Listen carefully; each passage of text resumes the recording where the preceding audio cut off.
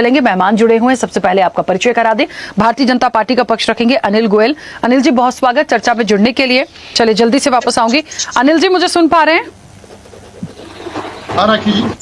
एक ही महत्वपूर्ण सवाल है मेरे पास सर। सभी लोगों के, तीनों एक्सपर्ट हैं हमारे, और तीनों एक्सपर्ट ने इस चिंता को जाहिर किया है कि भारत के लिए ये बहुत ज्यादा एक खतरे जैसा है, और फॉरेन पॉलिसी को यदि देखें तो बहुत ज्यादा समझदारी के साथ आने वाली चीजों को ठीक करना होगा। सर, मुझे तो ये भी लगता है कि क्या इस बात की खबर नहीं थी कि इस तरह का कोई मोंगला पोर्ट पर कोई डील चाइना के साथ हो रही है? चलिए, नहीं भी थी, पहली चीज नहीं भी थी तो हमारा पड़ोसी मुल्क है, शुरू से बांग्लादेश के साथ संबंध कैसे रहे हैं और हमने क्या किया है, कितना किया है, उसके बाद बांग्लादेश की तो ईमानदारी होनी चाहिए ना। कम से कम पहला करार टूट गया था, भले हो सकता है दूसरी बार चीजें होती, कम से कम बात तो की जाए। जो भारत के हिस्से की चीज है या भारत के पास है, वहां पर बात पहले ना करने के बजाय आप चाइना के साथ जा रहे हैं, तो ये तो सर मुझे लगता है बड़ा मुश्किल है हमारे लिए। निश्चित तौर पर चिंता का विषय है, इसमें कहीं कोई दो राय नहीं है, और भारत सरकार भी गंभीर है इस विषय पर। और सही मायनों में बांग्लादेश के साथ जो भी कुछ हमारी सेनाओं ने करा, भारत ने करा, इसके बाद क्या मिला हम सबको पता है, इसके अंदर दो राय नहीं है। और हम निश्चित तौर पर भारत की सुरक्षा के प्रति सरकार पूरी तरीके से गंभीर है कि हम अपनी सुरक्षा के साथ कोई समझौता नहीं होने देंगे। और ये चिंता का विषय है, सरकार इस बात पर पूरी तरीके से चिंतित भी है, और वो अपने हिसाब से फैसले करेगी भी। ऐसा कोई बात नहीं है कि अपने हिसाब से फैसले नहीं करेगी, लेकिन एक बात हमें माननी पड़ेगी कि बांग्लादेश अपना स्वतंत्र देश है, वो अपने फैसले करने में स्वतंत्र है। और बांग्लादेश के भारत की आज की परिस्थिति में भी बहुत अच्छे संबंध हैं, इन सब परिस्थितियों को देखते हुए भी। तो निश्चित तौर पर हम एक बात को लेकर के संबंध खराब नहीं कर सकते। हाँ, वो बात ठीक है कि हमें इसमें सुधार करने की जरूरत है, और क्या क्या ठीक कर सकते हैं, कैसे ठीक कर सकते हैं, सरकार अपने लेवल पर फैसला लेगी।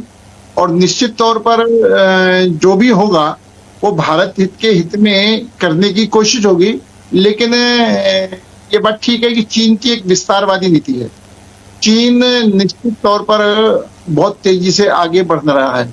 जिस तरीके से भारत आगे बढ़ रहा है, उस भारत के आगे बढ़ने से भी कहीं ना कहीं, जो अभी मेरे पूर्व वक्ता ने कहा था ना जी, कि जो महाशक्तियां हैं, महाशक्तियों के नजदीक जो पड़ोसी हैं, वो जो महाशक्तियां भी हैं नहीं चाहती, महाशक्ति भी नहीं चाहती कि भारत इस तेजी से आगे क्यों बढ़े। वो भी भारत को रोकना चाहती हैं, वो भी कहीं ना कहीं भारत को घेरना चाहती हैं। और आप इन सब परिस्थितियों में जिस तरीके से भारत आगे बढ़ रहा है, लगातार आगे बढ़ रहा है, मजबूती से आगे बढ़ रहा है, तो कहीं ना कहीं जो महाशक्तियां हैं वो भी उसमें अपना हित नफा नुकसान देख करके काम कर रही हैं। भारत भी हर काम अपना नफा नुकसान देख करके कर रहा है। तो निश्चित तौर पर चिंता का तो विषय है, लेकिन पैनिक का विषय नहीं है कि बहुत अधिक पैनिक होने की जरूरत है। अब वो स्वतंत्र देश है, स्वतंत्र देश अपने आप में अपने फैसले ले सकता है। अब उसके फैसलों को हम ये तो दादागिरी नहीं कर सकते, तूने फैसला क्यों किया, हंटर तो नहीं मार सकते। और चीन की जो पॉलिसी है, वो पॉलिसी तो छोटे देशों को निगलने की है।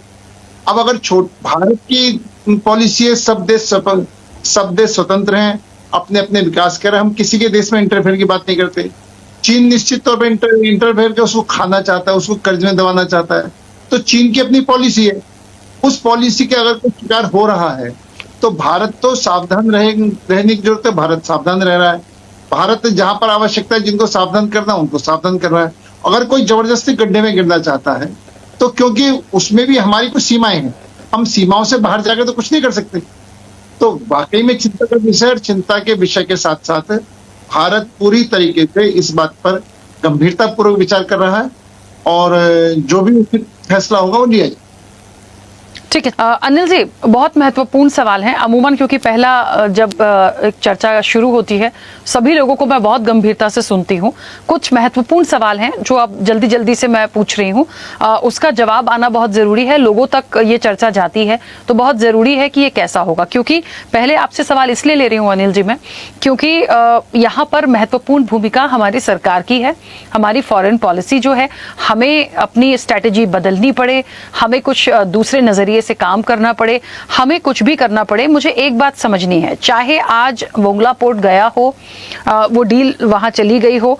दूसरी चीज G2 की बात, अभी कुछ दिन पहले जब G7 हुआ तब G2 की बात डोनाल्ड ट्रंप कर रहे थे, जिसमें अमेरिका और चाइना की बात हो रही थी।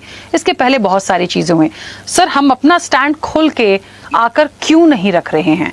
हम इतने कमजोर या इतने दबे हुए हैं किसी से कि हमारा जो वक्तव्य आना चाहिए सरकार की तरफ से वो क्यों नहीं आ पा रहा है? ये सवाल सिर्फ विपक्ष का नहीं है, एक्सपर्ट भी इस चीज को मानते हैं और कहते हैं कि चाहे आप बदलाव करिए या आप कुछ नया करिए, पर प्लीज बोलिए। आप बोलेंगे नहीं, करेंगे नहीं, तो सर हम ऐसे ही दबते चले जाएंगे। मुझे नहीं लगता बांग्लादेश इतना, आपने कहा बांग्लादेश स्वतंत्र है, वो डिसीजन ले सकता है, लेकिन सर व्यवहार भी तो कोई नाम की चीज होती है कि नहीं होती है? ऐसे तो फिर भारत को भी अपने सारे संबंध दूसरों से सिर्फ अपने प्रॉफिट के लिए देखना चाहिए और दूसरी चीजों के लिए नहीं देखना चाहिए, जैसे दूसरे लोग हमारे साथ कर रहे हैं। तो हमें इन चीजों को गंभीरता से समझना पड़ेगा। तो प्लीज इसके लिए, क्योंकि आप सरकार का पक्ष रख रहे हैं, मुझे लगता है बहुत महत्वपूर्ण ये सवाल है कि क्यों और किस वजह से हम रुके हैं, हम क्यों नहीं बोल पा रहे हैं। सिर्फ ये कह देना कि कई बार कुछ चीजें चुप रह के भी हल निकाल देती हैं, नहीं सर, नहीं निकलेगा। क्या मुझे बताइए, अभी भी हम चुप रहेंगे तो क्या मोंगला पोर्ट वापस आ जाएगा? क्या चीजें सॉर्ट आउट हो जाएगी? क्या चाइना आगे वाली चीजों पर नहीं बढ़ेगा? बड़ा जेन्युइन और बड़ा सवाल है। राखी जी, नरेंद्र मोदी जी का फाइल चाइना में है, अमेरिका में भी ऐसी फाइल है नरेंद्र मोदी। शिवानंद जी ठीक है, देखिए महत्वपूर्ण सवाल है, उनका जवाब आने दीजिए, मैं आऊंगी वापस, एक सेकेंड। राखी जी, आपकी चिंता बिल्कुल जायज है, लेकिन बड़ा स्पष्ट है कि भारत अपने हितों के लिए हमेशा संघर्ष करा है, हमेशा संघर्ष करेगा। हम अपने हितों से कहीं भी समझौता नहीं कर रहे। और जब एक देश आगे बढ़ता है, नहीं भारत जिस तेजी से आगे बढ़ रहा है उससे चीन भी परेशान है, कहीं ना कहीं अमेरिका को भी कोई ना कोई टेंशन है।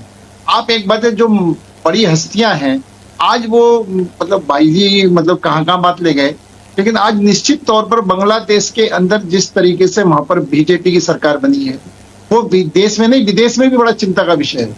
लोग अपने षड्यंत्र कर रहे हैं, लेकिन हम उन षड्यंत्रों को भी तोड़ते हुए आगे बढ़ रहे हैं। आप सिर्फ एक बात ना देखिए, मैं ठीक है, मोंगल पोर्ट बहुत आवश्यक है, बहुत जरूरी है, बहुत महत्वपूर्ण है, इस बात को हम मानते हैं, लेकिन उससे सबसे बड़ी महत्वपूर्ण हमारे देश की सुरक्षा है। और मैं ये बात ही मानता हूँ, सुरक्षा के अंदर मोंगल पोर्ट बहुत महत्वपूर्ण मुद्दा है।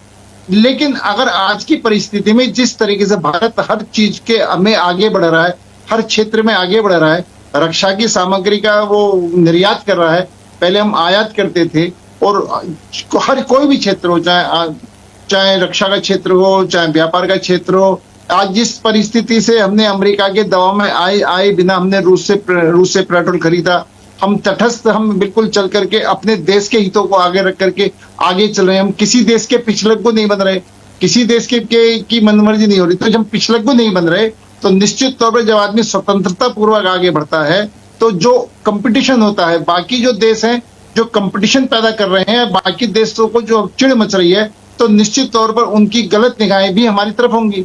हमको उनकी गलत निगाहों से भी बचना है और हमको आगे भी बढ़ना है। अभी आप जो दोनों, चाहे रूस यूक्रेन युद्ध हो, चाहे अमेरिका ईरान युद्ध हो, हम सारे युद्धों में तटस्थ रहते हुए आगे बढ़ रहे हैं। और ये बात आपने भी देखा होगा कि समय समय पर हर देश के राष्ट्राध्यक्षों ने भारत के प्रधानमंत्री की तारीफ भी करी है। अब ये नरेंद्र सिलेंडर वाली बात जो कह रहे हैं, अनिल जी देखिए, तारीफ अपनी जगह। मैं एक एग्जांपल से आपको बोलती हूँ मैं क्या पूछना चाह रही हूँ, मेरी बात को समझिएगा। अभी जब ईरान और अमेरिका का समझौता हुआ था, जब युद्ध को लेकर तमाम चीजें हो रही थी, शिवानंद जी एक मिनट, ये भी बात हो रही थी, तो इजराइल को देखिए आप, इजराइल ने बोल दिया हमें मतलब नहीं है ट्रंप क्या कर रहे हैं क्या नहीं कर रहे हैं, हमारी स्ट्रेटेजी क्लियर है। इजराइल बोल सकता है अमेरिका को, बहुत बड़ा हो गया है क्या इजराइल? देखिए इजराइल बोल सकता है।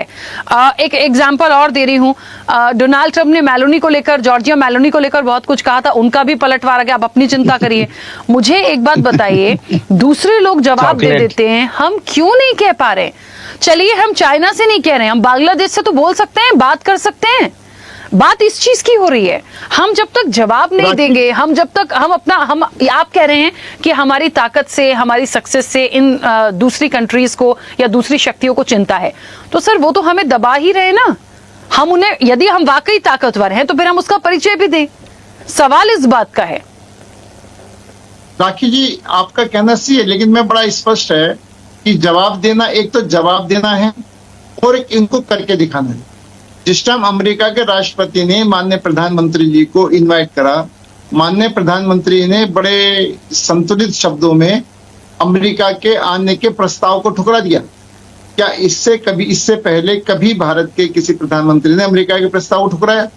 हम अपनी चीज, अमेरिका ने कहा कि क्या उससे तेल झूठ मत बोल खरीदो। रहे हैं। और हमने उसके उससे बदले तेल में खरीदा। अमेरिका ने डॉक्टर जो 500 से हजारों बातें हमारे प्राइम मिनिस्टर के लिए कह दी, वो अनिल जी। राखी जी, आज फिर अगर वो बात आते हैं, आज अमेरिका का पूरे विश्व में कितना उसका भी विश्वास घटा है? पूरे विश्व में अमेरिका पर कौन विश्वास कर रहा है? ट्रंप के बयान पर कौन विश्वास कर रहा है? ट्रंप सुबह क्या बोलते हैं, शाम को क्या बोलते हैं, अगले दिन क्या बोलते हैं? ठीक है उनके अनिल बोलने जी, पर ठीक है। नरेंद्र